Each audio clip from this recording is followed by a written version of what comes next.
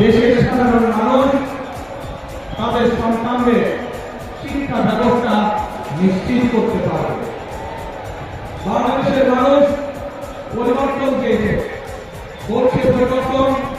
সেই পরিবর্তন হল বাংলাদেশের মানুষ যারা তার এবং তার পরিবারের ন্যূনতম চিকিৎসা সুবিধা তারা পায়। প্রিয় ভাই বোনেরা, বাংলাদেশের মানুষ আরেকটি পরিবর্তন চেয়েছে, অর্থাৎ তার রাজনৈতিক অধিকার যেটি তার কাছ থেকে কেড়ে নেওয়া হয়েছিল